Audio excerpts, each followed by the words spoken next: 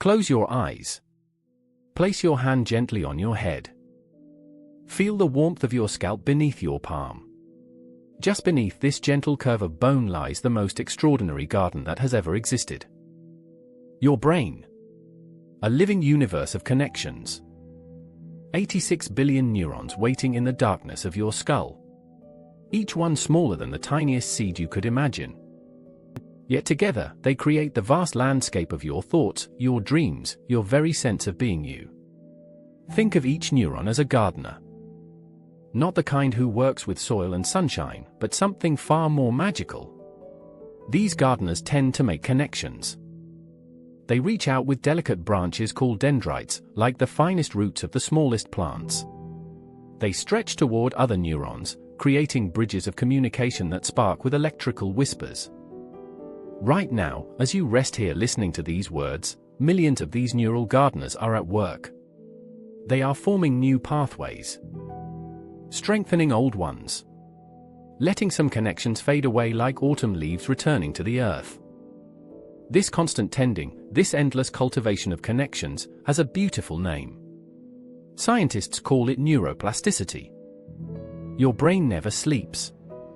Even now, as your body settles into rest, your neurons continue their patient work. They take the experiences of your day and weave them into the living tapestry of who you are. The conversation you had with a friend. The scent of coffee this morning. The feeling of cool air on your skin. Each moment becomes part of your neural landscape. But this garden is unlike any other. It grows not with water and light, but with learning. Every time you discover something new, neural pathways strengthen. When you practice a skill, the connections grow thicker, more reliable. When you repeat a thought or feeling, the pathway becomes like a well-worn trail through the forest of your mind. Imagine walking through this in a landscape. You would see pathways of different sizes. Some are like major highways, thick with use and traffic.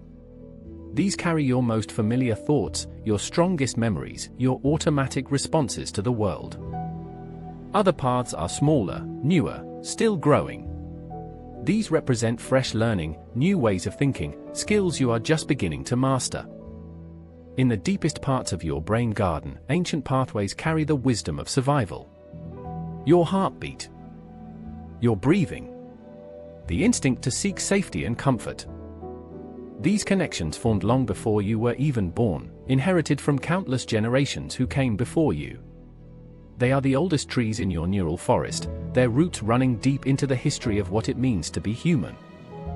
As you grew from infant to child to the person you are now, your brain garden transformed in remarkable ways. In your earliest years, it exploded with growth. New connections formed at an incredible pace, like spring flowers blooming all at once. Your young brain created far more neural pathways than it could possibly use, as if preparing for any future it might encounter. Then came the gentle pruning. Your brain learned to let go of connections that were not needed. Unused pathways slowly dissolved, making space for the ones that mattered most. This pruning continues throughout your life, a constant process of refinement. Your brain becomes more efficient, more specialized, more uniquely you. But here, in this quiet moment of rest, a question begins to stir. In our modern world, we are surrounded by endless opportunities to learn. Information flows toward us like an endless river. Books, screens, conversations, experiences. All of it feeding the growth of new neural pathways. All of it tended by your faithful neural gardeners. Is it possible for a garden to grow too much? Can there be too many pathways, too many connections? What happens when the gentle gardeners of your mind never have a chance to rest, when new growth crowds out the peaceful spaces where wisdom lives? Your brain uses about 20% of all the energy your body produces. This 3-pound universe of neurons requires constant fuel to maintain its incredible network of connections. Every thought, every memory, every moment of learning demands energy. The neural gardeners work tirelessly, but even they have limits. In nature, the most beautiful gardens are not the ones that grow without boundaries. They are the ones that understand the rhythm of seasons. Times of growth and times of rest. periods of abundant flowering and quiet months of restoration. The wisest gardeners know that sometimes the most important thing they can do is simply step back and let the garden be. Your brain garden operates by similar principles. It needs moments of stillness. Spaces where no new learning is demanded, where existing connections can settle and strengthen. Places where the constant chatter of new information gives way to the deeper music of integration and understanding. As you lie here now, feeling the weight of your head against your pillow, you are giving your neural gardeners the gift they need most. Rest. The chance to tend quietly to the connections that matter. The opportunity to let the day's learning settle into the rich soil of long-term memory. Tonight, your brain will perform one of its most important tasks. As you sleep, it will review the neural pathways that formed today. It will strengthen the ones worth keeping and allow others to fade. It will move important memories from temporary storage to permanent homes. It will clean away the cellular waste that builds up during your waking hours, preparing your neural garden for tomorrow's growth. But perhaps, as we explore this in a landscape together, we might discover that the question is not whether your brain can learn too much. Perhaps the real question is whether you can learn to tend your neural garden with the same wisdom that nature tends her forests. To understand when to grow and when to rest. When to cultivate new connections and when to let old ones gracefully fade away. The gardeners in your skull are infinitely patient. They have been tending this living landscape since the moment you were born. Tonight, as we journey deeper into the mysteries of your mind, we begin to wonder about the delicate balance between growth and stillness, between learning and letting be. In the quiet darkness behind your closed eyelids, an ancient construction project continues. It began the moment you were born and will continue until your final breath. Your neurons are master architects, designing and building the most intricate structures ever created. These are not buildings made of stone or steel, but bridges made of chemistry and electricity. Each connection between neurons is called a synapse. Picture it as a tiny gap, no wider than a whisper, stretched between two neural branches. Across this microscopic space, messages travel like sparks jumping between wires. But unlike the rigid connections in a machine, your synapses are alive. They grow stronger with use. They weaken when ignored. They can even disappear entirely, returning their materials to be used elsewhere in your neural city. When you first learned to ride a bicycle, your brain began construction on a new set of neural pathways. At first, the connections were fragile, uncertain. Your balance wavered. Your steering felt clumsy. But with each attempt, each small success and gentle failure, the synapses grew stronger.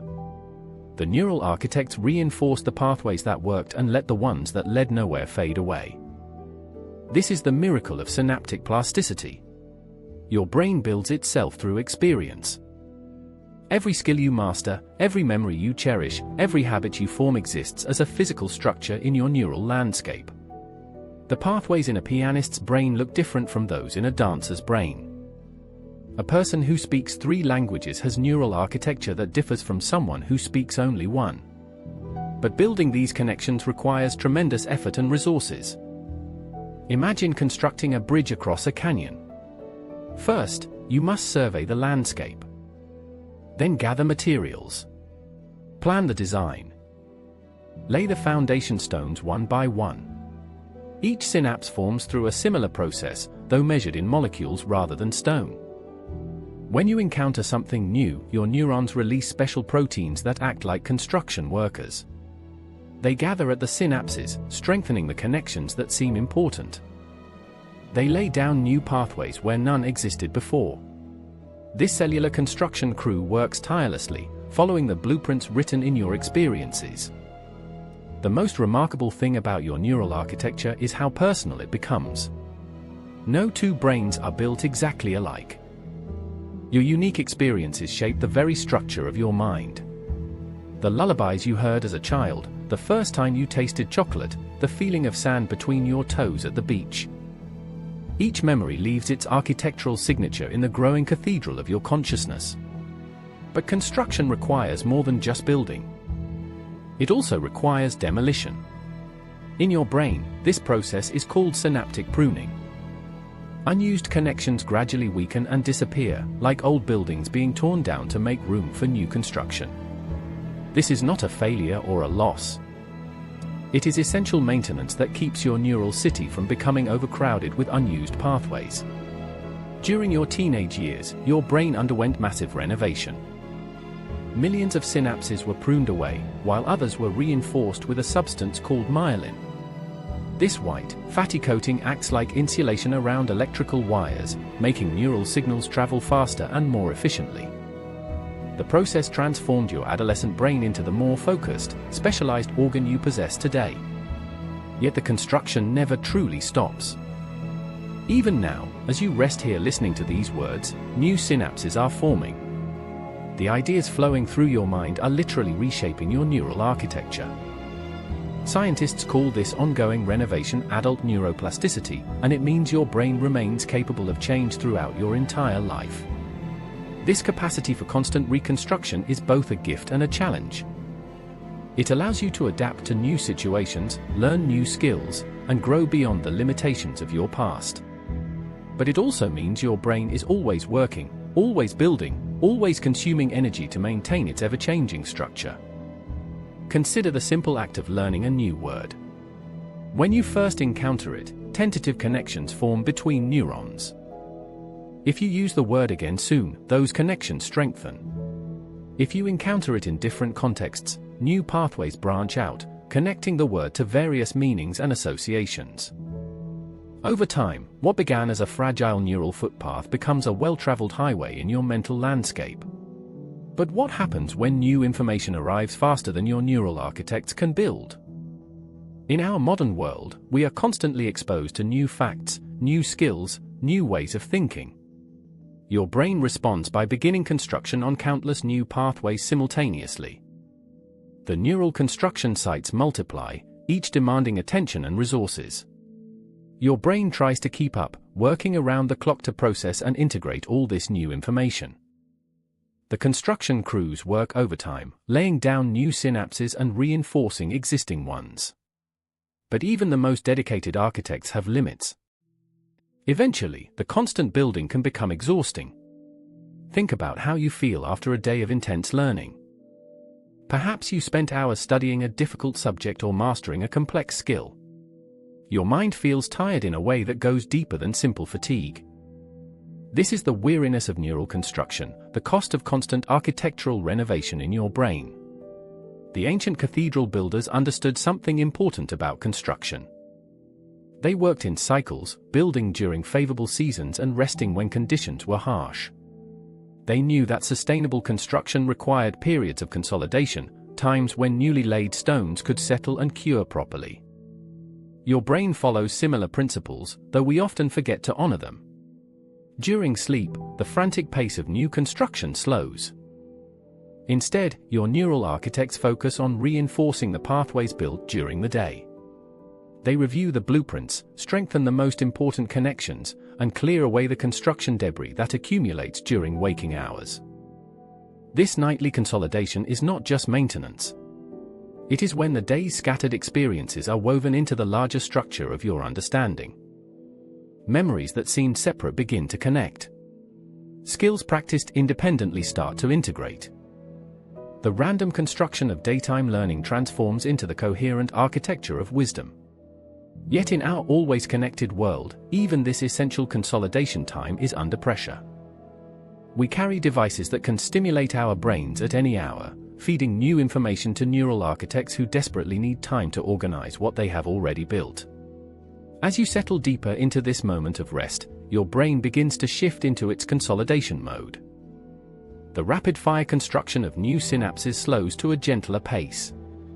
Your neural architects step back from their busy work and begin the patient process of integration and strengthening. But perhaps there is something even more profound happening in these quiet moments.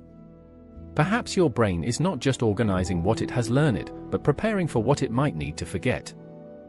Imagine a river flowing through your mind. This is not an ordinary river, but one made of pure curiosity, carrying the waters of wonder from the mountains of mystery to the sea of understanding. When you were young, this river ran clear and swift, dancing over smooth stones of simple questions. Why is the sky blue? Where do dreams come from? How do birds know which way to fly? Each answer you discovered became a small pebble dropped into your mental river. At first, the stone settled gently on the riverbed, adding texture and depth without changing the water's joyful course. The river sparkled with new knowledge, each fact catching the light like a precious gem discovered along the shore. But as years passed, more stones joined the collection. Facts about history, science, language, and art. Skills learned through practice and repetition. Memories that accumulated like sand grains, millions upon millions of tiny experiences settling into the deeper channels of your mind. The riverbed began to rise. Your brain handles this accumulation with remarkable skill. Each new piece of information triggers a cascade of neural activity. Existing pathways strengthen to accommodate the fresh knowledge. New connections form between related ideas. Your mind becomes a vast network of associations, where learning one thing illuminates connections to countless others. This is the magic of semantic memory, the brain's system for storing facts and meanings. Unlike the vivid episodes of your personal memories, these knowledge networks exist as pure information, stripped of the emotions and contexts in which you first learned them. You know that Paris is the capital of France, but you may not remember the classroom where you first discovered this fact. These semantic networks grow more sophisticated with every passing year. The basic fact that birds can fly connects to knowledge about aerodynamics, evolution, migration patterns, and the physics of lift. What began as a simple observation becomes part of an intricate web of understanding that spans multiple disciplines and decades of learning. Yet there is a curious paradox hidden in this accumulation of knowledge. The more you learn, the heavier your mental river becomes. Each fact adds mass to the flow of your thoughts. The riverbed rises higher with sediment, and the water must work harder to maintain its course. Think about the difference between learning something completely new and trying to absorb information in a field where you already know a great deal. When you first discovered music, every song was a revelation. Each melody opened pathways to pure joy and surprise. But as your musical knowledge deepened, new songs had to compete with everything you had already heard. They had to find their place in an increasingly crowded landscape of musical memory. This is not necessarily a problem. Expertise brings its own rewards. The wine expert tastes subtleties that escape the casual drinker. The art historian sees layers of meaning invisible to the untrained eye.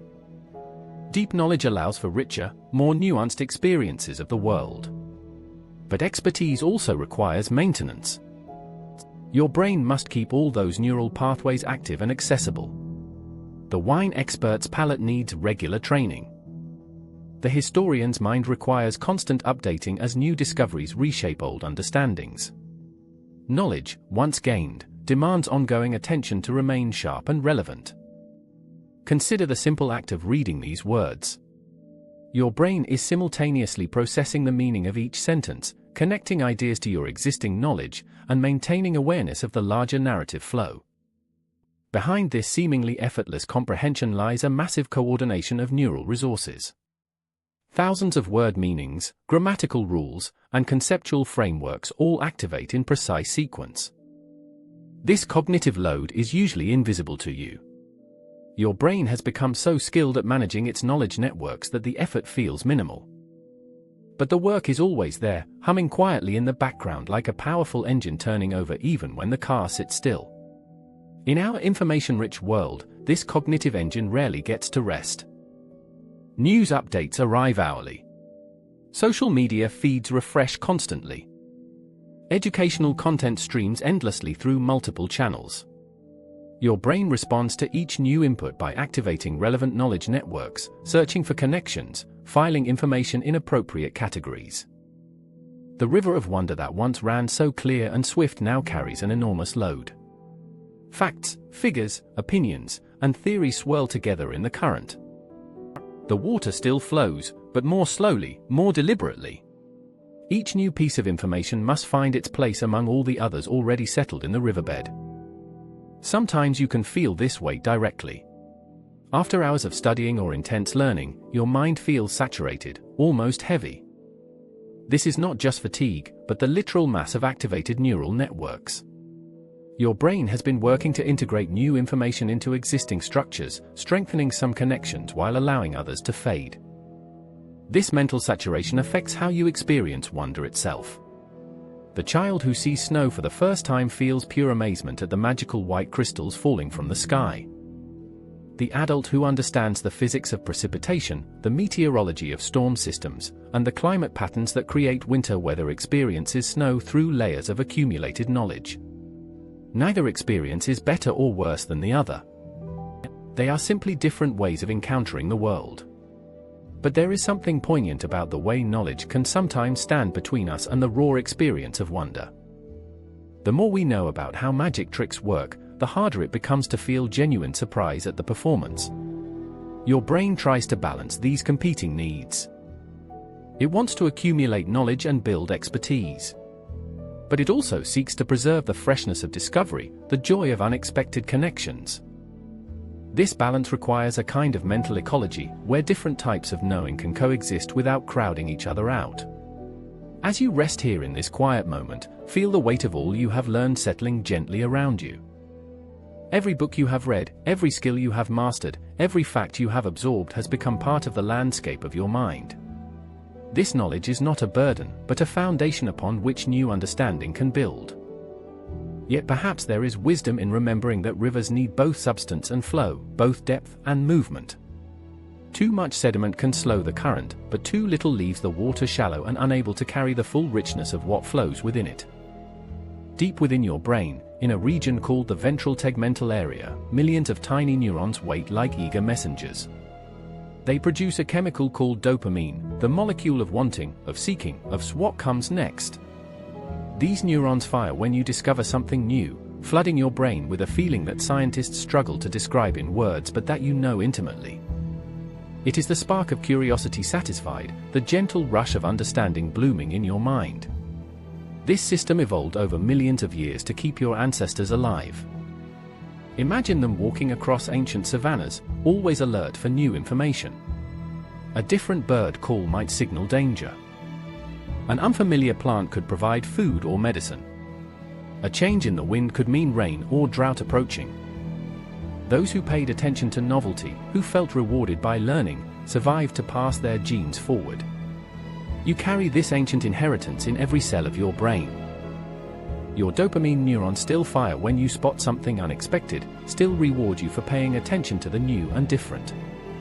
This is why your eyes are drawn to movement, why breaking news captures your focus, why you feel a little thrill when you learn a surprising fact.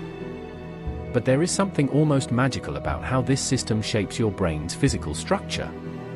When dopamine flows through your neural networks, it acts like a highlighter marking the pathways that led to discovery. It tells your brain, this connection was important. Make it stronger. Remember this pattern. Build this pathway wider and more permanent. This process happens every time you learn something that surprises or delights you. Dopamine doesn't just make you feel good at the moment. It literally rewires your brain, strengthening the neural pathways that led to the rewarding discovery. Over time, these repeated dopamine releases sculpt your mind, carving deeper channels for the kinds of thoughts and behaviors that bring novel experiences. Scientists call this the plasticity reward loop, and it is one of the most powerful forces shaping how your brain develops throughout your life. Every skill you master, every interest you pursue, every habit you form begins with this simple cycle. Novelty triggers dopamine, dopamine strengthens neural pathways, stronger pathways make you more likely to seek similar experiences again. Think about the last time you learned something that genuinely excited you.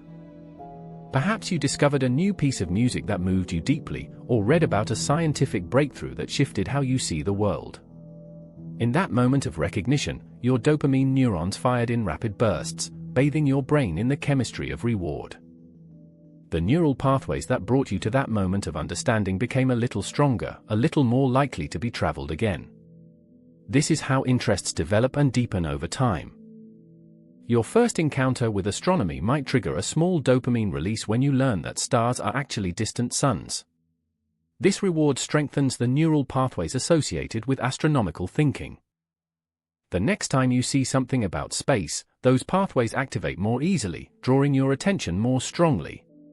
Each subsequent learning experience builds on the last, creating an upward spiral of interest and expertise.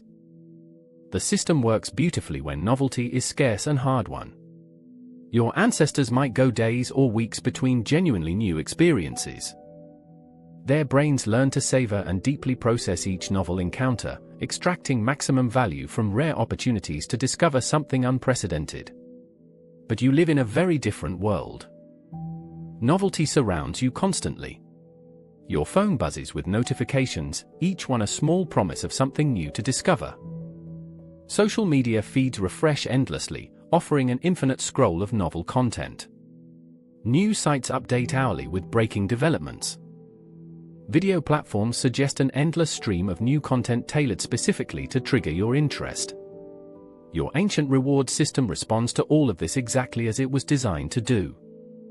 Each notification, each new piece of content, each unexpected fact triggers a small dopamine release. Your brain marks these pathways as important, encouraging you to seek more of the same. But instead of the deep, meaningful learning that once followed rare discoveries, you often encounter only fragments. Headlines without context. Facts without understanding. Novelty without depth. This creates what researchers call the dopamine treadmill. Each small reward makes you want another one, but the satisfaction is brief and shallow. You find yourself checking your phone more frequently, scrolling through feeds with increasing speed, constantly seeking the next small hit of novelty-driven pleasure. Your brain is doing exactly what evolution trained it to do, but in an environment completely unlike the one that shaped this system. The paradox deepens when you consider what happens to your neural pathways under this constant stimulation. Remember that dopamine doesn't just make you feel good, it changes your brain's physical structure. Constant microdoses of novelty-seeking behavior strengthen the neural networks associated with scanning for new information while potentially weakening the pathways needed for deep focus and sustained attention. Your brain begins to optimize itself for breadth rather than depth, for scanning rather than studying, for sampling rather than savoring. The very plasticity that allows you to learn and grow starts to work against the kind of deep, transformative learning that brings lasting satisfaction and wisdom.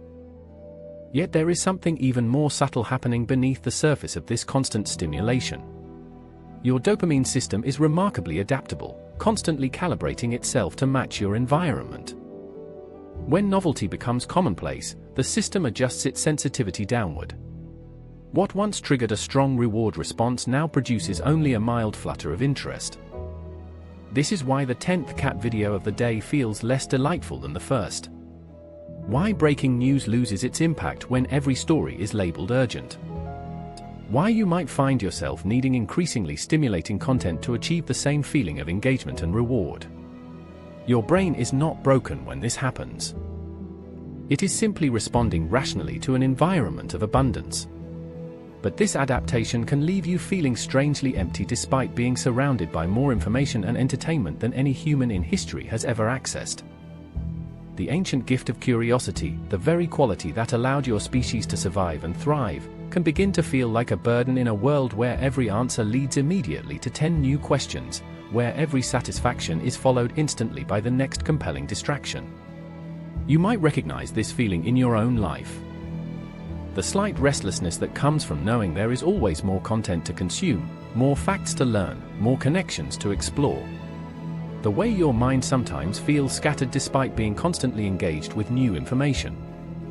The occasional longing for the kind of deep, sustained focus that seems increasingly difficult to achieve.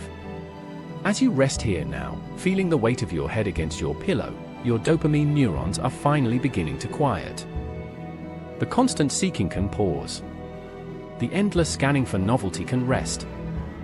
In this stillness, different pathways in your brain begin to activate, networks associated not with seeking new information, but with integrating and organizing what you have already discovered.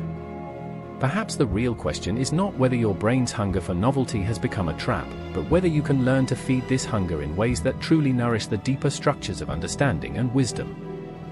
Deep within your brain, nestled in the curve of your temporal lobe, sits a structure no bigger than your thumb. The hippocampus, named for its seahorse shape, serves as the grand librarian of your consciousness. Every moment of your waking life, this remarkable organ sorts through the endless stream of experiences flowing through your mind, deciding what deserves a permanent place in the archives of memory.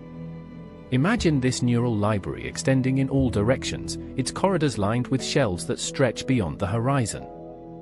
Each shelf holds a different category of memory. Here, the faces of everyone you have ever met. There, the taste of every meal that left an impression.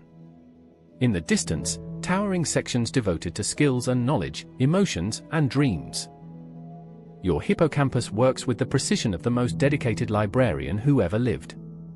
It takes the scattered fragments of each experience, the sight of morning sunlight, the sound of your friend's laughter, the feeling of cool air on your skin, and weaves them together into a coherent memory. It assigns each new experience a location in your mental library, cross-referencing it with related memories already on the shelves.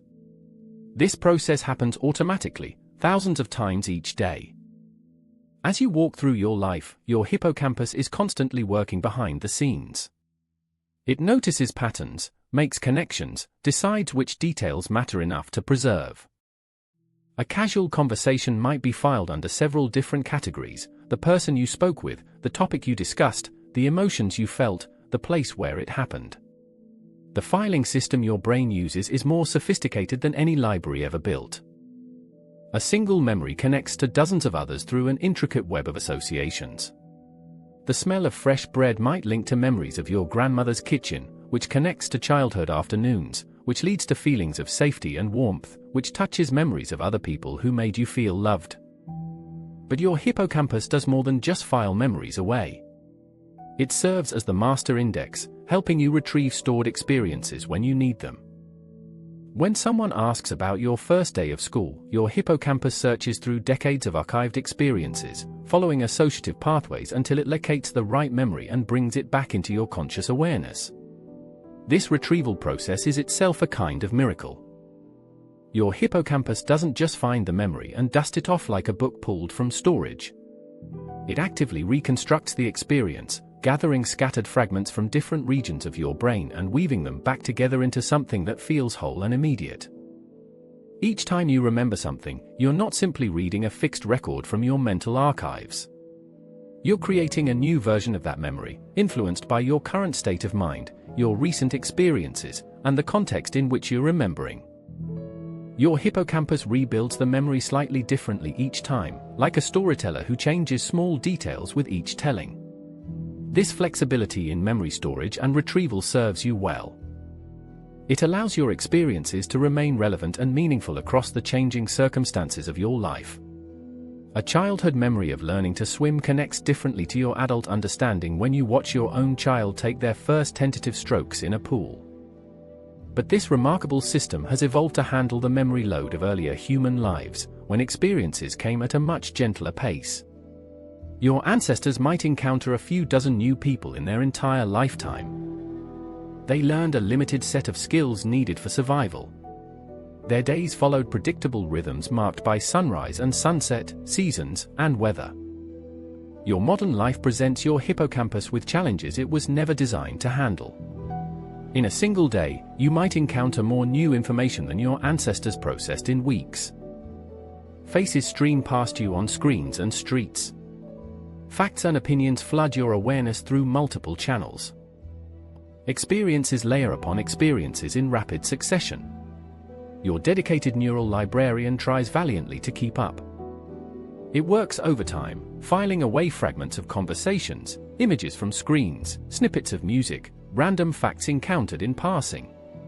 But the shelves are filling faster than they can be properly organized. The careful cross-referencing that makes memory retrieval so elegant begins to suffer under the constant pressure of new input. You might notice this overflow in small ways. Standing in your kitchen, wondering why you came there. Struggling to remember the name of someone you met just yesterday. Feeling like important memories are somehow less vivid, less accessible than they used to be. These aren't signs of failure, they're signs of a system working at the very limits of its capacity. The hippocampus responds to this overload by becoming more selective about what it chooses to preserve. With limited processing power and storage space, it must make increasingly rapid decisions about which experiences deserve the effort of proper filing. Many moments simply pass through without being archived at all, like books that never make it onto the library shelves. This selectivity can feel arbitrary and sometimes cruel. Why do you remember every word of an embarrassing moment from years ago, but struggle to recall what you had for breakfast yesterday? Your hippocampus makes these decisions based on emotional intensity, novelty, and relevance to your survival and well-being. Embarrassing memories get premium shelf space because your brain believes they contain important information about social threats to avoid. Meanwhile, routine experiences, your daily breakfast, your familiar commute, your regular conversations, receive minimal processing because they don't trigger the hippocampus's alert systems. They're filed in temporary storage, where they fade quickly unless something makes them seem worth preserving permanently. This triage system usually works well, but it can create a strange phenomenon where your life feels like it's accelerating. When most of your days blend together in routine sameness, your hippocampus archives very little. Looking back, those periods feel compressed, as if months passed in what seemed like weeks. The overflow problem becomes more complex when you consider that your hippocampus doesn't just store memories, it also helps create your sense of self. The continuous narrative of who you are emerges from the connections between your stored experiences. When that filing system becomes overwhelmed, when memories become fragmented or poorly indexed, your sense of personal continuity can begin to feel uncertain. You might experience this as a vague feeling that life is moving too fast, that experiences aren't quite sticking the way they used to. The rich texture of memory that once made each day feel substantial begins to thin, leaving you with the sense that time is somehow slipping through your fingers. Your hippocampus also plays a crucial role in spatial navigation, helping you build mental maps of the places you move through. But when it's overwhelmed with other processing demands, even this ancient function can suffer. You might find yourself more dependent on GPS, less confident in your ability to navigate familiar routes, more easily disoriented in new environments. The constant influx of digital information creates a particularly modern challenge for your neural librarian. Screens present information in fragments, without the rich sensory context that helps your hippocampus create robust, well-integrated memories. You might read dozens of articles, watch countless videos, scroll through hundreds of posts, yet retain surprisingly little of this information in any meaningful way. Your hippocampus evolved to work with multisensory experiences embedded in physical space and time. The smell of the air, the feeling of the ground beneath your feet, the spatial relationships between objects, all of these provide the contextual scaffolding that helps memories form properly. Digital information often lacks this sensory richness, making it harder for your brain to file and retrieve effectively. As you rest here now, your overworked hippocampus finally has a chance to catch up on its filing. During sleep, this neural librarian shifts from processing new input to organizing what has already been collected. It reviews the day's experiences, deciding which ones deserve permanent storage and which can be allowed to fade. But perhaps, in the quiet of this moment, we might wonder what would happen if your mental library had fewer books arriving each day, more time to properly catalog and cross-reference each precious memory before the next one demands attention. Behind your forehead, in the curved space just above your eyebrows, lives the maestro of your mind. Your prefrontal cortex sits like a conductor before the vast orchestra of your consciousness, baton raised, ready to guide the symphony of thought that plays from the moment you wake until you finally surrender to sleep. This neural conductor is remarkable in its sophistication. It coordinates the complex dance of attention, switching your focus from the words on a page to the sound of rain on the window, then back again with seamless grace. It manages your working memory, holding phone numbers and grocery lists and the thread of complicated conversations in temporary storage while you navigate the world. Every decision you make, from choosing what to wear in the morning to solving complex problems at work, flows through this remarkable region. Your prefrontal cortex weighs options, considers consequences, draws upon past experiences to guide present choices. It is the seat of planning and judgment, the place where your higher reasoning takes shape. But perhaps most impressively, your prefrontal cortex serves as the executive center that makes you uniquely human. It allows you to think about thinking, to step outside your immediate experience and observe your own mental processes. This capacity for self-reflection, for metacognition, sets you apart from every other creature on Earth. Your neural conductor has been practicing its craft for decades. As a child, your prefrontal cortex was still developing, learning its role through trial and error. You struggled with impulse control, found it hard to plan ahead, lived mostly in the immediate present. But gradually, this region matured, developing the sophisticated control systems that allow you to function as a thoughtful, deliberate adult. Now, your prefrontal cortex can perform feats that would seem impossible to your younger self. It can hold multiple ideas in mind simultaneously while working toward a distant goal. It can suppress immediate desires in service of long-term benefits. It can switch between different languages, different skill sets, different ways of thinking with remarkable flexibility. Watch your conductor at work during a typical day. In the morning, it orchestrates the complex sequence of getting ready for work, coordinating multiple tasks while holding your schedule in awareness. During conversations, it manages the intricate dance of listening, processing, and responding while monitoring social cues and emotional undercurrents. When you read, your prefrontal cortex doesn't just decode words on a page. It maintains awareness of the larger narrative structure, connects new information to existing knowledge, and evaluates the credibility and relevance of what you're learning. It performs all of this while remaining ready to shift attention if something more urgent demands your focus. This constant orchestration requires tremendous energy. Your prefrontal cortex consumes glucose at a prodigious rate, burning through the brain's fuel supply like a high-performance engine running at full throttle. Unlike other brain regions that can operate efficiently in the background, your conductor demands conscious effort and awareness for its most sophisticated functions. Scientists have discovered that this neural conductor operates within strict limits. It can maintain peak performance for only so long before fatigue begins to set in. This isn't the tired feeling you experience in your muscles after physical exercise. This is cognitive fatigue, a deeper exhaustion that affects the very quality of your thinking. You might recognize this feeling in your own life. After hours of focused mental work, simple decisions begin to feel overwhelming. Choosing what to have for dinner becomes an impossible dilemma. Your patience shortens. Your ability to regulate emotions diminishes. Tasks that normally feel effortless require conscious struggle.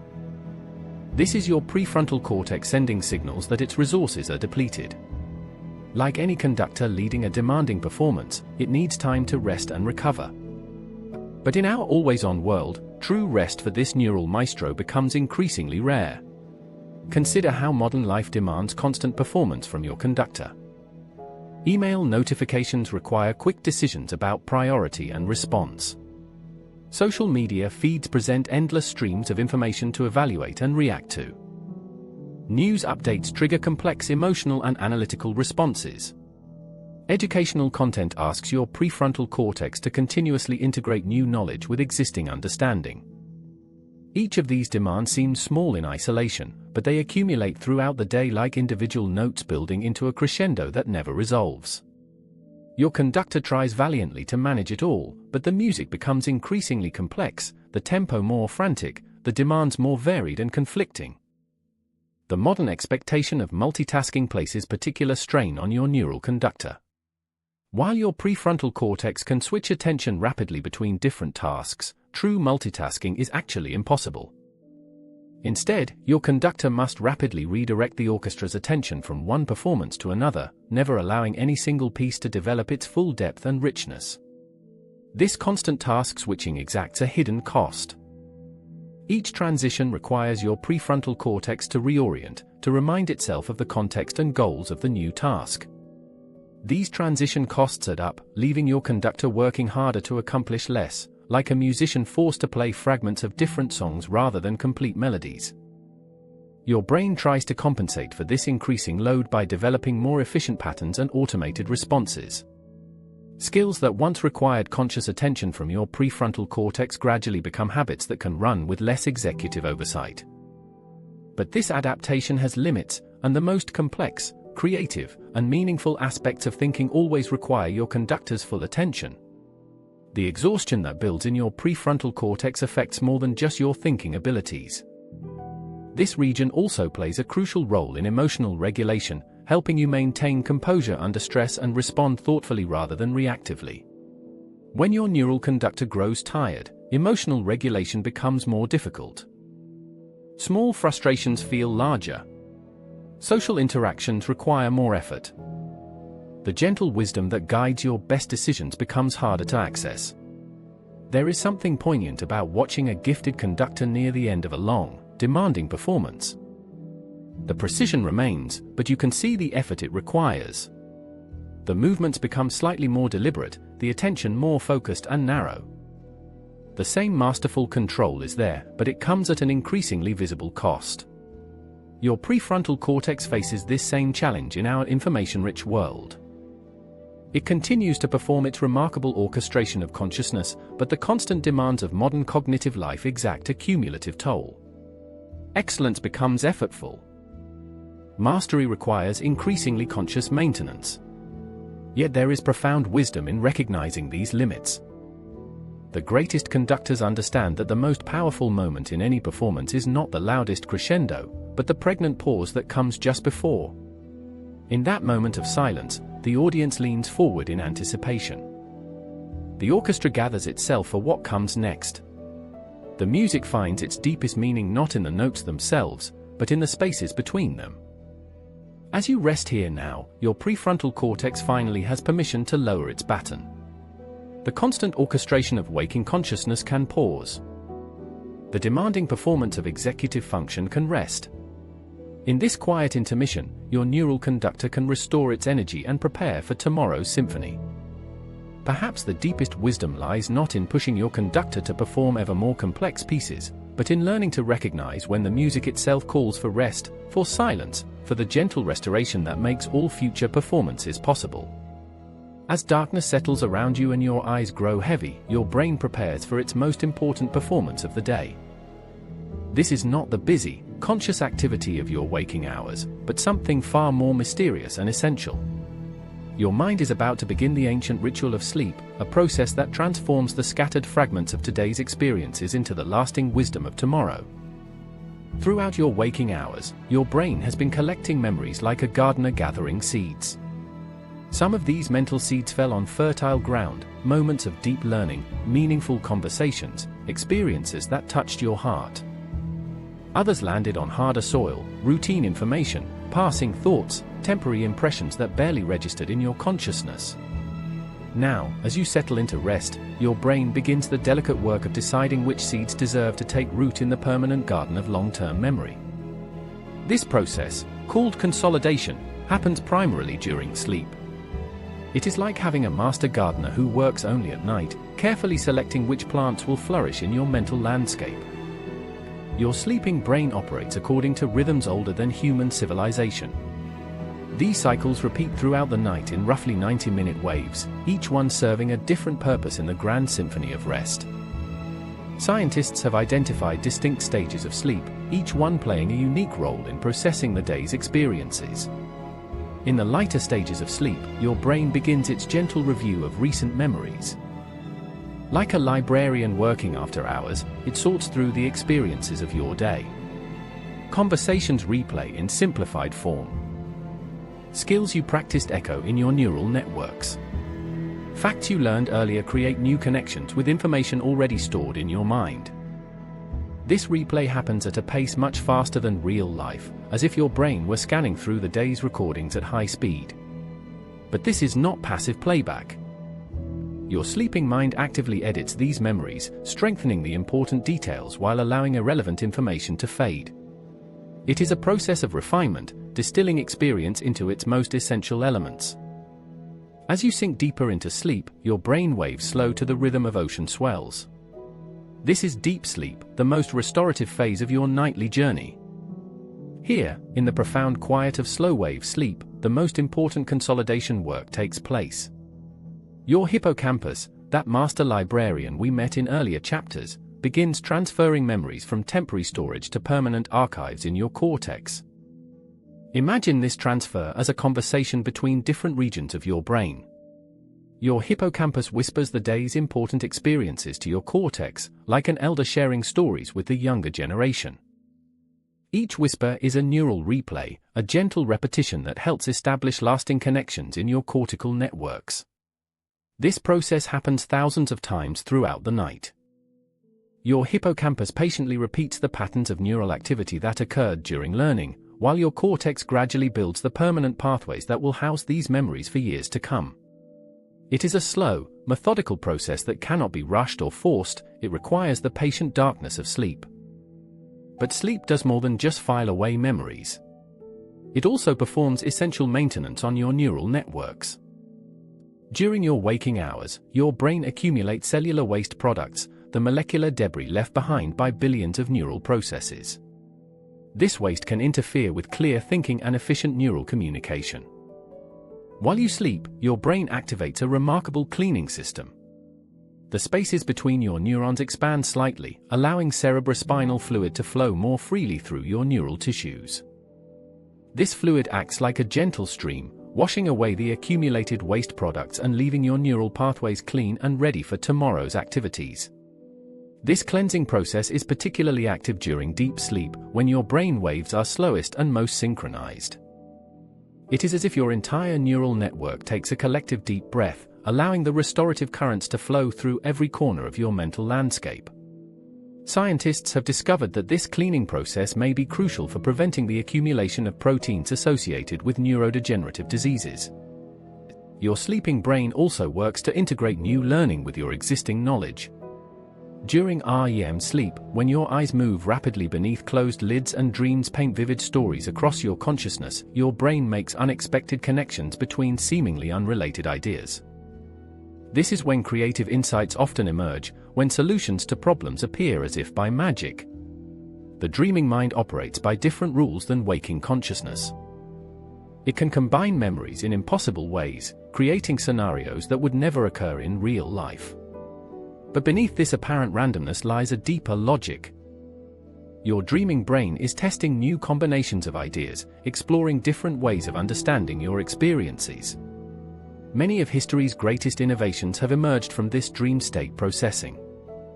Scientists have awakened with solutions to complex problems.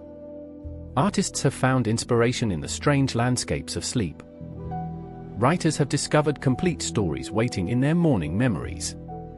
These breakthroughs didn't come from more learning or harder thinking, they came from allowing sleep to work its quiet magic. This is why the modern tendency to sacrifice sleep for more study time often backfires. Without adequate rest, the memories you work so hard to create during the day remain fragile and poorly integrated. Facts may linger in temporary storage but never make the journey to lasting understanding. Skills may feel familiar in the moment but fade quickly when you need them most. Your brain's need for sleep is not a design flaw or a waste of time. It is a fundamental requirement for learning and growth. The consolidation that happens during rest is just as important as the initial encoding that happens during waking hours. Sleep is not a pause in learning, it is learning's most essential phase. As you lie here now, your brain is already beginning this nightly transformation. Your neural networks are shifting into their nighttime configurations. Your hippocampus is preparing to replay the day's important moments. Your cortex is ready to receive these transmitted patterns and weave them into the growing tapestry of your understanding. The day's learning, which may have felt scattered and incomplete, will slowly organize itself into coherent knowledge. The skills you practiced will strengthen their neural pathways. The experiences that moved you will deepen their emotional resonance. The problems you struggled with may find unexpected solutions in the creative combinations of dream sleep. This is sleep's greatest gift, the transformation of today's fragments into tomorrow's wisdom. In a few hours, you will wake with a mind subtly changed by the night's processing. Some memories will be clearer. Some skills will feel more natural. Some insights will emerge as if they had always been there, waiting quietly in the depths of your understanding. But perhaps most remarkably, this nightly consolidation creates space for new learning. By transferring important memories to permanent storage and clearing away unnecessary details, sleep prepares your mind to receive tomorrow's experiences with fresh capacity and renewed wonder. In the quiet depths of your sleeping brain, a gentle gardener moves through neural pathways with ancient wisdom. This is not the frantic building and connecting that happens during your waking hours, but something subtler and equally profound. Your brain is learning to forget, practicing the delicate art of letting go. This neural gardener carries no tools of destruction, only the quiet authority of nature itself. It moves through your mental landscape, examining the connections formed over days and weeks and months. Some pathways pulse with frequent use, worn smooth by the constant traffic of important thoughts and cherished memories. Others lie dormant, gathering the dust of disuse, serving no clear purpose in your current life. The process is called synaptic pruning, though the scientific term barely captures the poetry of what unfolds in your neural garden. Like autumn trees releasing leaves they no longer need, your brain gradually dissolves connections that have outlived their usefulness. This is not loss, but liberation, the wisdom of knowing when to hold on and when to let go. Your infant brain began life with an explosion of neural connections, far more than you could ever possibly use. Imagine a garden planted with every type of flower, every variety of tree, every possible combination of growth. This abundance served you well in your earliest years, when your developing mind needed maximum flexibility to adapt to whatever world you might encounter. But abundance without guidance becomes chaos. Your young brain needed to specialize, to become efficient, to develop the specific patterns of connection that would serve your unique life. The pruning began early, guided by your experiences and the particular skills your environment demanded. The connections you used frequently grew stronger, like pathways worn deeper by constant travel.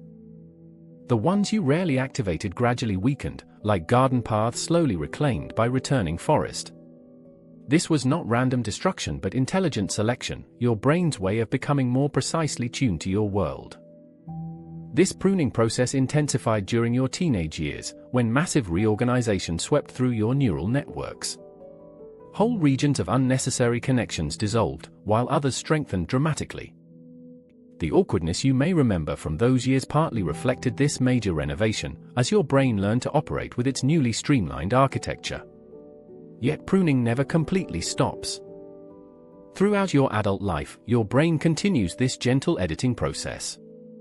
Unused vocabulary from languages you once studied fades away. Motor patterns for skills you no longer practice gradually dissolve. The neural pathways supporting memories that seem irrelevant to your current life slowly weaken and disappear. This ongoing forgetting serves essential purposes. Your brain operates within strict limits of energy and space. Every neural connection requires maintenance, consuming glucose and demanding attention from cellular repair systems. Connections that contribute nothing to your current functioning represent wasted resources, like keeping unused rooms heated in a house where every bit of energy matters. But synaptic pruning does more than just conserve resources. It actively improves the quality of your thinking by reducing neural noise. Imagine trying to listen to your favorite song while dozens of other melodies play simultaneously in the background. The cacophony would make it impossible to appreciate any single piece of music clearly. Your brain faces a similar challenge when too many neural connections remain active. Unnecessary pathways create interference, making it harder for important signals to travel cleanly through your neural networks. By pruning away unused connections, your brain reduces this background noise, allowing meaningful thoughts and memories to emerge with greater clarity. The forgetting that happens during sleep serves this same function. As you rest, your brain reviews the day's neural activity, identifying which new connections deserve to be strengthened and which can be allowed to fade. The casual conversation with a stranger may leave no lasting trace, while the moment you finally understand a difficult concept gets carved more deeply into your neural pathways. This selective forgetting requires remarkable wisdom. Your brain must distinguish between information that seems unimportant now but might prove valuable later, and truly useless data that can be safely discarded. The process involves complex interactions between different brain regions, each contributing its assessment of what should be preserved and what can be released. Sometimes this natural pruning creates space for unexpected insights. When your brain clears away the clutter of unnecessary connections, new patterns can emerge from the simplified landscape. Solutions that were hidden beneath layers of neural noise suddenly become visible. Creative connections that seemed impossible in the crowded pathways of an overconnected mind find room to form. The relief you feel after organizing a cluttered room reflects a similar process happening in your neural networks.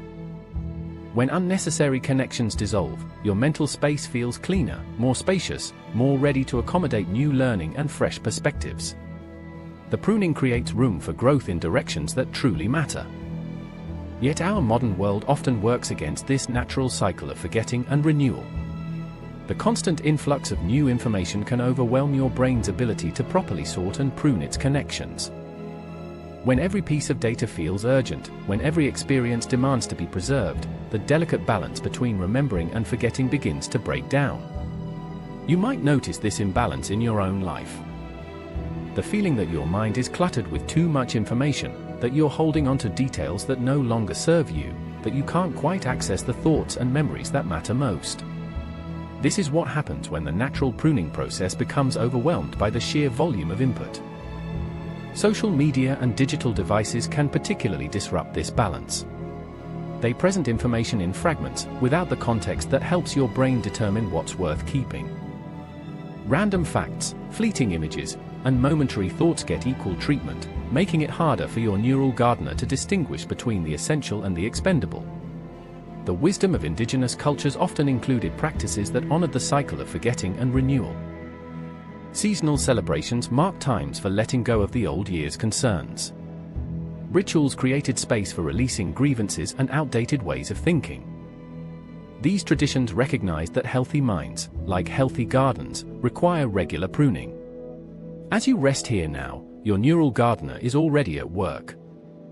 Moving quietly through the pathways of your mind, it evaluates the connections formed today.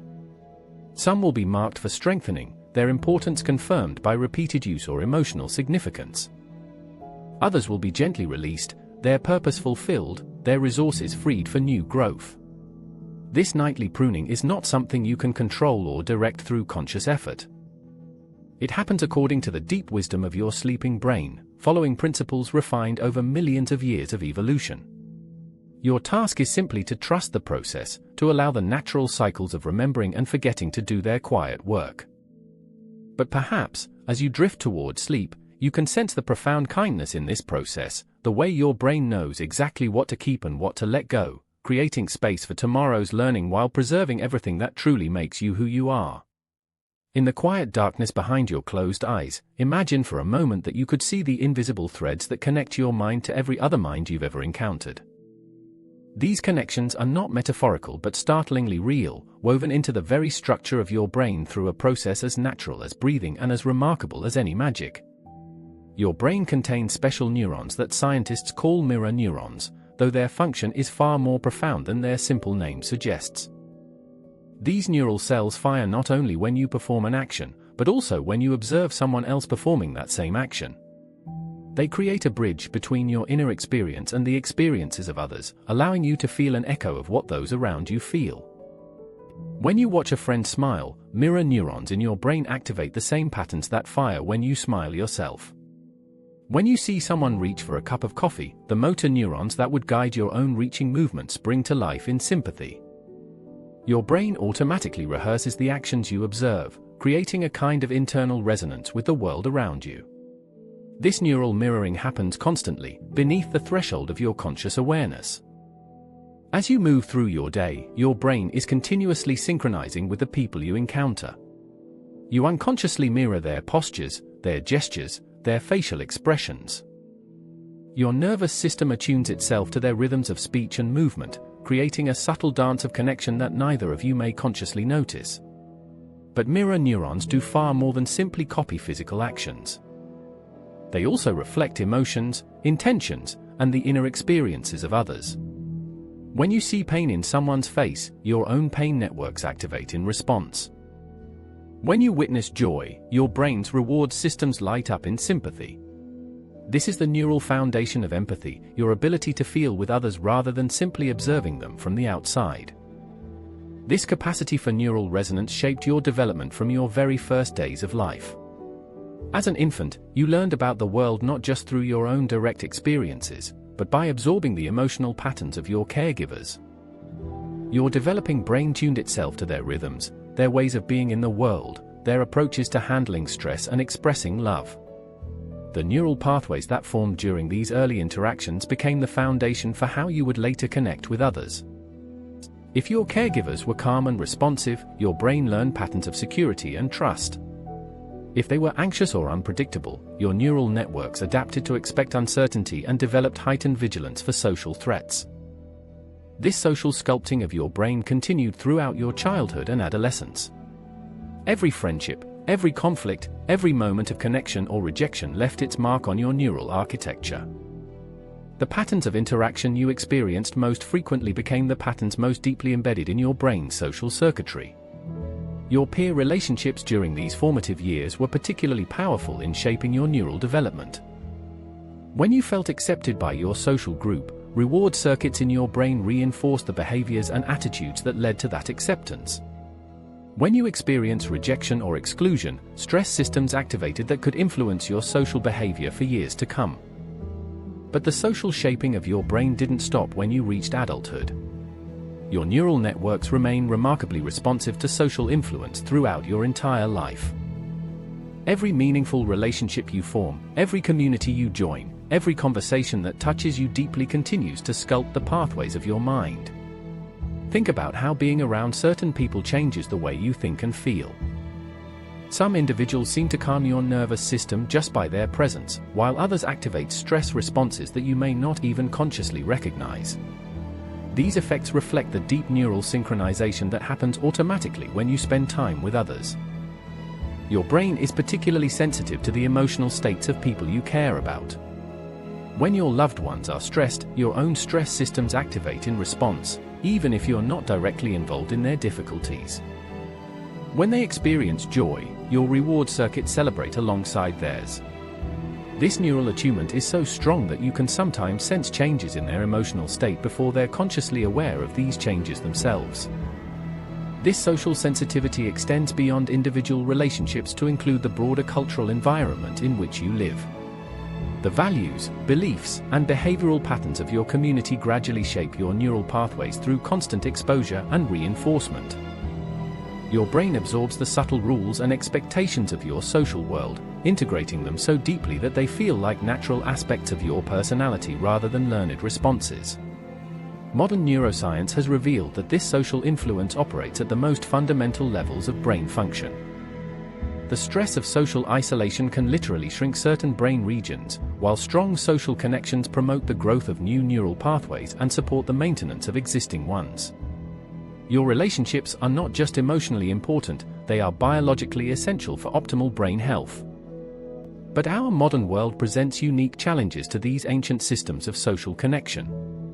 Digital communication, while allowing us to connect with more people than ever before, often lacks the rich sensory information that allows mirror neurons to function optimally. Text messages and social media posts provide limited cues for the neural mirroring that creates deep emotional resonance. The constant connectivity of modern life can also overwhelm your brain's social processing systems.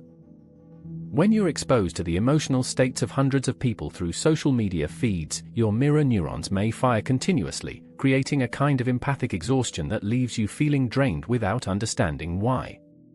Yet even in our digital age, the fundamental need for genuine social connection remains unchanged. Your brain still craves the deep neural synchronization that comes from face-to-face interaction, from sharing physical space with others, from the subtle dance of non-verbal communication that has connected humans for millennia. The quality of your social connections influences not just your emotional well-being but also your capacity for learning and growth. When you feel safe and supported in your relationships, your brain is more open to new experiences and more capable of forming new neural pathways. When social stress is high, your learning systems become more rigid and defensive, focused on protecting you from perceived threats rather than exploring new possibilities. This is why the most transformative learning often happens in the context of caring relationships. A teacher who makes you feel seen and valued can unlock learning potential you didn't know you possessed.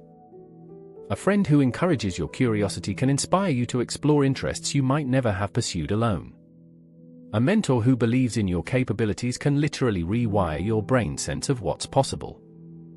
As you rest here now, your brain is still carrying the neural echoes of every person you encountered today. The smile of a stranger, the hug of a loved one, the voice of a colleague, all of these interactions have left their subtle imprints on your neural networks. Your social brain continues to process these connections even as you sleep, integrating the day's experiences of human contact into the larger pattern of who you are.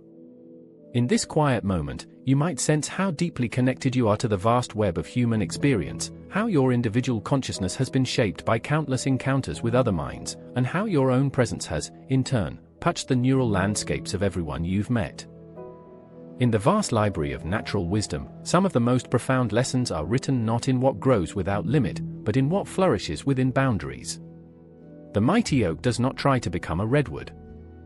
The river does not rage against its banks but carves beauty from the very constraints that contain it. Your brain, that 3-pound universe of possibility, has learned similar lessons over millions of years of evolution. Consider the elegant dome of your skull, no bigger than a small melon, yet housing the most complex structure known to exist anywhere in the cosmos. This bony boundary is not a prison for your consciousness but a masterpiece of engineering that protects and shapes the miracle within. Every fold of your brain's surface, every groove and ridge, represents evolution's solution to fitting maximum neural real estate within this precious, limited space. Your brain's response to spatial constraints is nothing short of artistic. The wrinkled surface of your cortex increases its area dramatically while fitting within your skull's boundaries. If you could spread out this neural tissue flat, it would cover roughly the area of a large pizza. Yet it folds upon itself with origami-like precision, creating the complex landscape where your thoughts and dreams take shape. But space is just one of the elegant limits within which your brain operates. Energy presents an even more fundamental constraint. Your brain consumes about 20% of all the calories you take in, despite representing only 2% of your body weight. This hungry organ must constantly balance its vast computational needs against the finite fuel supply your body can provide. This energy limitation has sculpted every aspect of how your brain functions. Neural pathways become more efficient with use not just because repetition strengthens connections, but because efficiency conserves precious energy. Your brain literally cannot afford to waste fuel on unnecessary neural chatter or redundant processing. Every synapse that fires without purpose represents energy that could be better used elsewhere. Your brain has evolved remarkable strategies for working within these energy constraints. During tasks that require intense focus, blood flow increases to the most active regions while decreasing in areas not immediately needed. This is why you might feel physically tired after hours of concentrated mental work. Your brain has been operating at maximum efficiency, carefully managing its energy budget like a skilled accountant balancing complex books. Time presents another fundamental limit that shapes how your brain operates. Neural signals travel fast, but not infinitely fast. The speed of nerve conduction means that information from your toes takes measurably longer to reach your brain than information from your fingertips. Your brain compensates for these timing differences with remarkable precision, creating your unified sense of a body moving through space in coordinated harmony.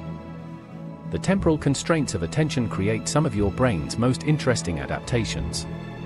You cannot consciously focus on everything simultaneously, so your brain developed sophisticated filtering systems that direct attention to what matters most in each moment. This selective attention is not a failing but a feature, a recognition that infinite awareness would be neither possible nor useful. Your working memory operates within similarly elegant boundaries. You can hold roughly 7 pieces of information in conscious awareness at any given time, give or take a couple depending on the complexity of the information and your current mental state. This limitation forces your brain to constantly prioritize, keeping only the most relevant information readily accessible while storing the rest in deeper archives. These constraints on working memory have profoundly shaped how humans learn and communicate. We developed language partly as a way to share the cognitive load, to use other minds as extensions of our own limited processing capacity. Stories became a way to compress complex information into memorable packages that could travel efficiently between brains operating within similar constraints. The limitation of lifespan itself has shaped your brain's development in profound ways. Unlike computers that can accumulate information indefinitely, your brain must accomplish its learning within the bounded span of a human life. This temporal constraint led to the evolution of rapid learning during childhood, when your brain develops with remarkable speed and flexibility, followed by more gradual refinement during adulthood. Your brain's response to the limit of mortality is perhaps its most beautiful adaptation of all. Knowing that time is finite, your neural networks prioritize experiences that carry emotional weight. The moments that move you most deeply create the strongest memories, as if your brain understood instinctively that some experiences deserve special preservation in the limited space of a single lifetime. Social constraints have also shaped your brain's evolution in remarkable ways. Humans live in groups, which creates both opportunities and limitations. Your brain must navigate complex social hierarchies, remember intricate relationships, and balance individual needs against group harmony. These social limits led to the development of sophisticated emotional intelligence and the capacity for empathy that makes human communities possible. The constraint of having to communicate through language has profoundly influenced how your brain organizes information. Thoughts that cannot be shared remain isolated, while ideas that can be expressed in words gain power through connection with other minds. This limitation has driven the evolution of increasingly sophisticated forms of human communication, from spoken language to written symbols to digital networks. Your brain's plasticity itself operates within important limits. While your neural networks can adapt and change throughout your life, this flexibility comes with costs. Too much plasticity would make it impossible to maintain stable memories and consistent behavior patterns. Too little would prevent learning and adaptation. Your brain has evolved to balance these competing needs, maintaining stability while allowing for growth and change. The modern world often encourages us to push against natural limits, to seek ways around the constraints that define healthy human functioning. We have technologies that can extend our memory, amplify our attention, and connect us to more information than any human mind was designed to process. Yet these tools, while remarkable, cannot eliminate the fundamental limits within which your brain operates most effectively. Understanding these limits is not about accepting defeat but about finding wisdom. A river that tries to flow without banks becomes a destructive flood. A tree that grows without regard for its root system eventually topples. Your brain, too, flourishes when it works with its natural constraints rather than against them. The limits that define your brain's operation are not arbitrary restrictions imposed by an uncaring universe. They are the result of millions of years of evolutionary refinement, each constraint representing a solution to complex problems of survival and flourishing. These boundaries create the very conditions within which consciousness becomes possible. In the gentle darkness of this moment, you can sense the profound rightness of these limits. Your skull provides safe harbor for your thoughts. Your energy systems maintain the delicate balance that keeps consciousness flickering like a steady flame. Your attention gathers and focuses like a beam of light, illuminating exactly what needs to be seen. Perhaps the deepest wisdom lies not in transcending these limits but in discovering the infinite richness that becomes possible within their embrace, finding in constraint not confinement but the very structure that allows beauty and meaning to emerge. In the gentle darkness behind your closed eyes, imagine a sculptor working with clay that has already been shaped many times before. The clay holds the memory of every previous form, a bowl, a vase, a simple sphere. To create something entirely new, the sculptor must first soften these hardened patterns, returning the clay to a state of possibility where new shapes can emerge. Your brain possesses this same remarkable ability. The neural pathways carved by years of experience, the thought patterns worn smooth by repetition, the emotional responses that have become as automatic as breathing, all of these can be softened, reshaped, and even completely transformed. This is the art of unlearning, perhaps the most profound skill your plastic brain possesses. Unlearning is not the same as forgetting. When you forget something, the information simply fades from accessibility, like a book that gets buried deep in a library's stacks. But unlearning is an active process of dismantling neural patterns that have become too rigid, too automatic, or simply no longer useful for who you are becoming. Think about a habit you once had that no longer serves you.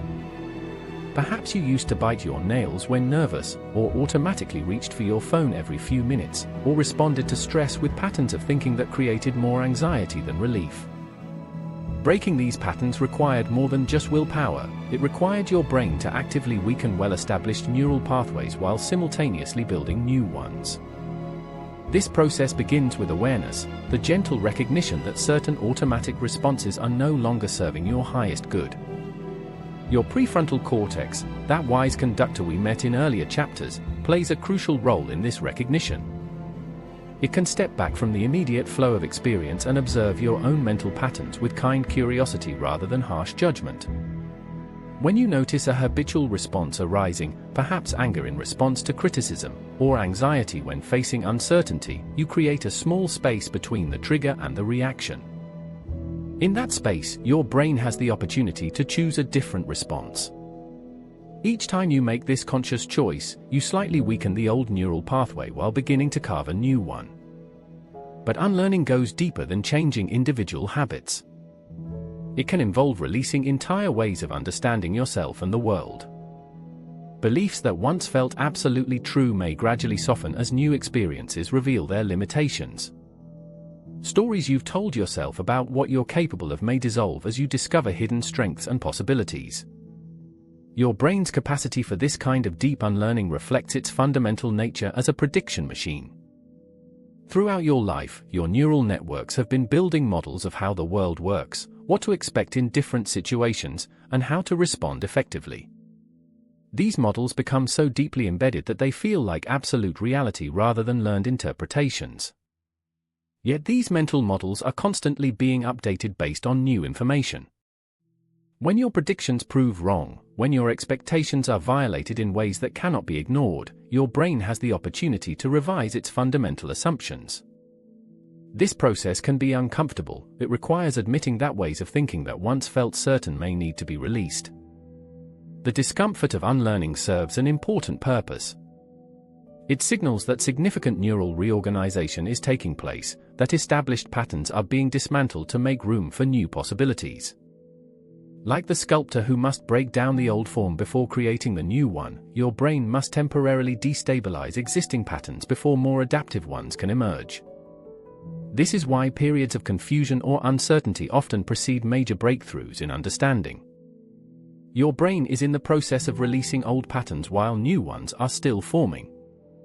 The temporary loss of certainty is not a sign of failure but evidence that deep learning is taking place at levels beneath conscious awareness. Sleep plays a particularly important role in the unlearning process. During rest, your brain reviews the day's experiences and makes decisions about which neural patterns to strengthen and which to allow to weaken. The connections that served you well get reinforced, while those that led to difficulties or no longer seem relevant begin to fade. Dreams may sometimes reflect this unlearning process, presenting scenarios where familiar patterns play out in strange new ways. Your dreaming brain experiments with different combinations of neural patterns, testing what happens when old responses are mixed with new possibilities. These nocturnal explorations help integrate the changes happening in your neural networks. The art of unlearning requires a particular kind of courage, the willingness to let go of the familiar, even when the alternative is not yet clear. It means trusting that your brain's capacity for growth and adaptation is stronger than your attachment to old patterns, no matter how deeply ingrained they may seem. But unlearning also requires gentleness with yourself. The patterns you are releasing once served important purposes. They helped you navigate challenges, provided a sense of safety and predictability, or protected you from harm. Acknowledging the positive intentions behind even problematic patterns makes it easier to release them with gratitude rather than self-criticism. This compassionate approach to unlearning recognizes that all neural patterns, even those that have become limiting, emerged from your brain's attempts to help you survive and thrive. The anxious thoughts that now create unnecessary suffering may have once protected you from real dangers. The defensive behaviors that now isolate you may have once preserved important relationships. As you honor the positive intentions behind old patterns while gently releasing their grip on your neural networks, you create space for new ways of being to emerge. These new patterns are not imposed from outside but grow organically from your brain's ongoing interaction with life's ever-changing demands. The most profound unlearning often happens not through force or struggle but through patient, consistent attention to new possibilities. Each time you choose a response that feels more aligned with who you are becoming, you water the seeds of new neural patterns while allowing old ones to naturally compost into the soil of wisdom. Your brain's capacity for unlearning means that no pattern, however deeply established, is permanent. The neural pathways that define your current ways of thinking, feeling, and behaving are always open to revision, always capable of transformation. This is perhaps the most hopeful message that neuroscience offers, that change is always possible, that growth never stops, that you are never stuck with the patterns of the past. As you rest here now, your brain continues its quiet work of unlearning, releasing patterns that no longer serve while remaining open to the new forms that want to emerge. In this space of gentle letting go, you prepare the ground for tomorrow's possibilities to take root and flourish. In the deepening stillness of this moment, as your breath slows and your body settles into rest, you arrive at the heart of our gentle journey together. We have wandered through the landscapes of your mind, exploring the remarkable capacity for growth and change that defines your neural garden. Now, in this final quiet space, we discover the most profound truth of all, that wisdom lies not in endless growth, but in the gentle balance between learning and letting be. Your brain, with its 86 billion neural gardeners, has evolved to understand this balance intimately. It knows when to build and when to prune, when to strengthen connections and when to allow them to fade, when to seek new information and when to rest in the integration of what has already been gathered. This wisdom runs deeper than conscious thought, embedded in the very rhythms that govern your neural networks. Throughout our journey, we have seen how modern life can disrupt these ancient rhythms.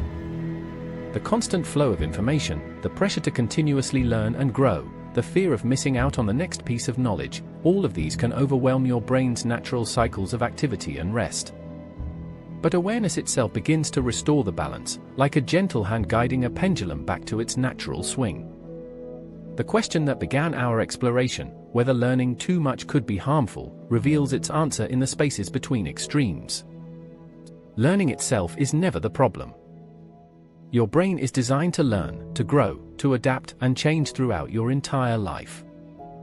The gift of neuroplasticity allows you to become more than you ever imagined possible, to heal from old wounds, to develop new capacities, to see the world through ever clearer eyes. But like all powerful forces, learning needs the wisdom of rhythm and season. A garden that blooms without pause will exhaust its soil. A muscle that contracts without rest will tear and weaken. Your brain, too, needs the gentle alternation between growth and restoration, between gathering new experiences and integrating them into the deeper structure of who you are. The harm comes not from learning but from learning without rest, from growth without consolidation, from constant stimulation without the sacred pauses that allow new understanding to take root.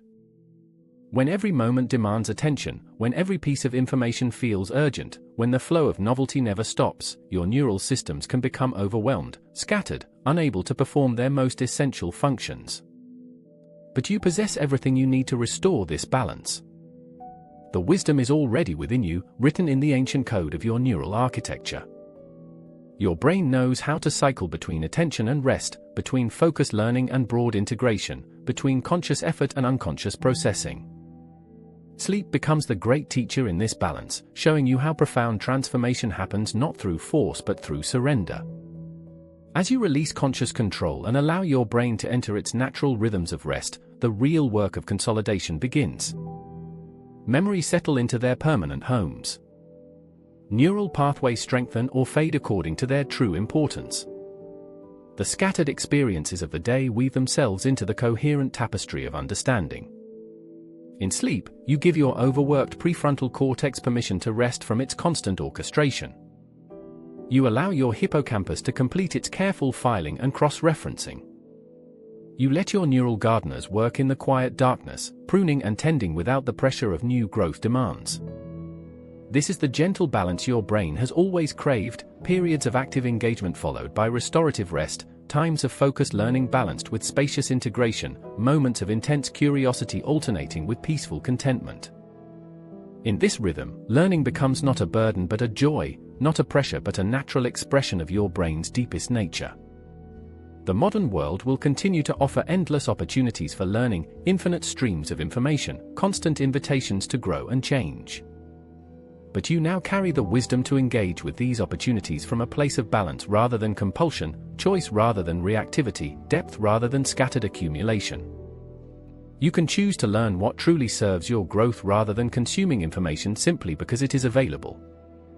You can honor your brain's need for rest and integration, understanding that the pause between breaths is as important as the breath itself. You can trust that your neural gardeners know their work, that the wisdom of millions of years of evolution guides their patient tending. As you settle more deeply into rest now, feel the profound rightness of this moment. Your conscious mind can finally release its grip on the day's activities. Your neural networks can shift into their restorative rhythms. The gentle balance that your brain has always sought begins to reassert itself in the darkness of sleep. This is not an ending but a beginning. Each night offers the same gift, the chance to restore balance, to allow integration, to prepare your mind for whatever learning tomorrow may bring. In choosing rest, you choose wisdom. In embracing the pause, you honor the deepest needs of your magnificent brain. Tonight, as sleep carries you into its gentle embrace, know that you are giving your mind the most precious gift possible, the time and space it needs to transform today's experiences into tomorrow's wisdom, to weave the threads of learning into the strong, beautiful fabric of a life well lived. In the rhythm of your breathing, in the slowing of your thoughts, in the gradual release into rest, the gentle balance finds its perfect expression. Here, in this quiet moment, learning and peace become one.